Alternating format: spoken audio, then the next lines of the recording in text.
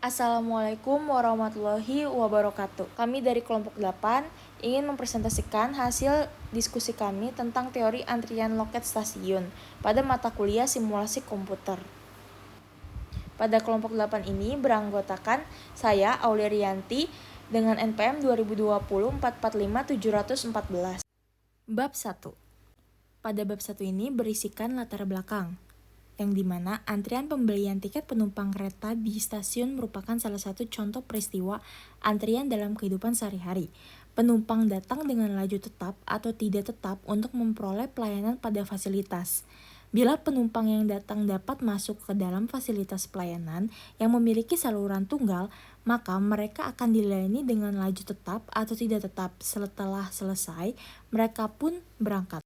Tujuan penelitian ada 3, yaitu mengetahui distribusi tingkat kedatangan penumpang di loket stasiun kereta, mengetahui model antrian penumpang di loket stasiun kereta, dan mengetahui kondisi sistem antrian penumpang di loket stasiun kereta.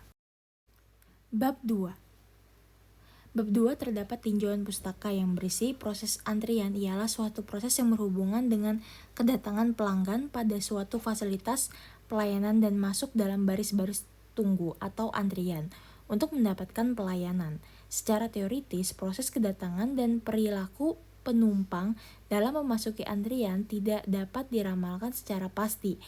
Jika proses kedatangan terjadi secara acak, maka proses ini sesuai dengan proses stokastik atau khususnya proses Poisson, yang artinya jumlah yang datang selama periode waktu tertentu akan mengikuti distribusi Poisson. Selanjutnya ada proses stokastik. Proses stokastik adalah himpunan variabel acak yang merupakan fungsi waktu atau sering disebut pula dengan proses acak. Variabel acak adalah variabel yang nilai-nilainya ditentukan oleh kesempatan atau variabel yang dapat bernilai numerik yang didefinisikan dalam suatu ruang sampel. Variabel acak menyatakan kondisi dari sistem yang ditandai dengan setiap saat pada interval waktu berhingga maupun tak terhingga. Pada proses Poisson, percobaan yang menghasilkan variabel acak yang bernilai numerik disebut percobaan Poisson. Misalkan percobaan Poisson menghasilkan pengamatan untuk variabel acak yang menyatakan banyaknya kedatangan penumpang pada suatu interval waktu tertentu. Nah, di sini pun ada sifat-sifat proses Poisson, ada 3, yaitu banyaknya kedatangan. Kedua, probabilitas kedatangan.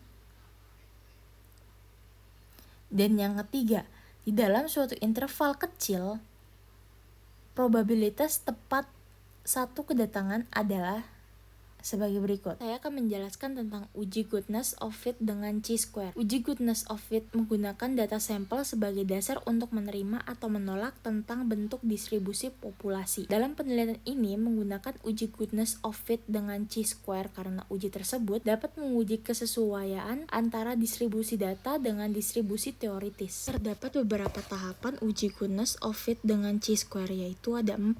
Yang pertama, hipotesis. Yang kedua, menentukan taraf signifikan. Yang ketiga, menentukan statistik uji chi-square dengan derajat kebebasan. Dan yang keempat, menentukan kesimpulan. Di sini pun terdapat distribusi eksponensial. Tetapi, distribusi Poisson berbanding terbalik dengan distribusi eksponensial karena distribusi Poisson adalah distrik yang menyangkut banyaknya kedatangan persatuan waktu. Sedangkan distribusi eksponensial adalah kontinu sebab ia berhubungan langsung dengan waktu pelayanan. Bab 3. Bab 3 ini terdapat metode penelitian yang dimana metode pengumpulan data yang digunakan pada penelitian ini menggunakan metode observasi, yaitu pengamatan dan pencatatan secara langsung terhadap objek yang diteliti. Pada penelitian ini membutuhkan 4 observer di mana tiap 2 dari 4 observer tersebut mengamati satu jalur antrian. Satu jalur observer mengamati masuknya penumpang dalam antrian, sedangkan satunya lagi mengamati keluarnya penumpang keluar dari antrian maupun sistem antrian.